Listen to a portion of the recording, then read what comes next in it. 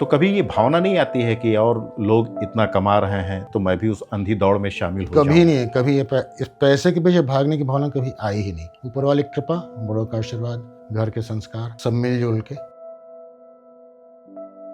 आपकी जो धर्मपत्नी है वो भी डॉक्टर है, जी, वो भी भगवान दया से वैसी ही है। माने एक ही विचारधारा के मिल गए आप लोग। जी। क्या लगता है किसी गरीब को देखते हैं जो कोई इलाज कराने आता है, जिसके पास अभाव रहता है, स्वस्थ हो चाहे जैसे भी हो, मन में भाव आता है कि इसकी मदद करनी चाहिए चाहे जैसे भी हो, इसको स्वस्थ होना चाहिए। बहुत लोग नहीं करा पाते, खर्च नहीं कर पाते। जितनी कोशिश हो सकती है अपनी तरफ से हॉस्पिटल से मदद करते हैं। तो और लोगों से वो कंपटीशन नहीं होता है कि और लोग जो हैं आपको बोलें कि भाई आप इतनी फीस क्यों कम फिर तो क्यों कर भेड़ रहे चाल में भागना हो गया ना, भेड़ चाल में भागना हो गया। फिर उनमें और यहाँ फर्क कहाँ रह गया। वो भावना कभी आई नहीं कि इतना इस प्रोफेशन में पैसा कमाने वाली भावना कभी नहीं है।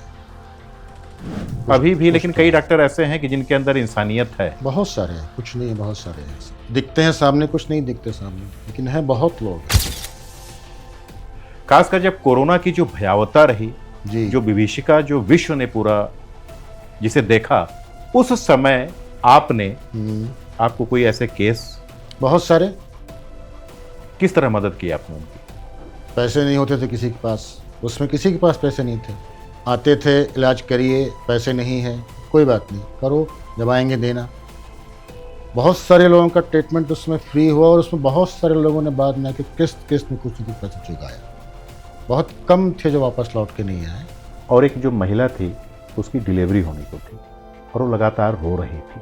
आपको जब पता चला कि ये एक जांबाज सैनिक की पत्नी है तो आपने पूरा उसका इलाज फ्री कर दिया, डॉक्टर साहब ने, और आपने उसे पूरा अटेंशन दिया।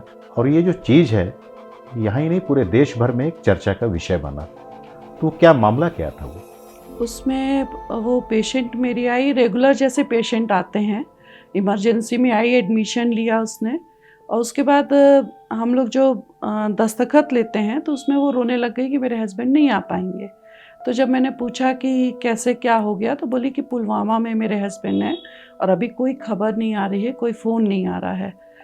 तो मैंने कहा कि तुम बिल्कुल चिंता मत करो। फिर उसकी जब आराम से डिलीवरी वगैरह सब हो गया, हम लोग ने सब फ्री भी कर दिया। उसके हस्बैंड फिर उससे बात भी कर लिए, थर्ड डे उनको फ़ोन मिल गया।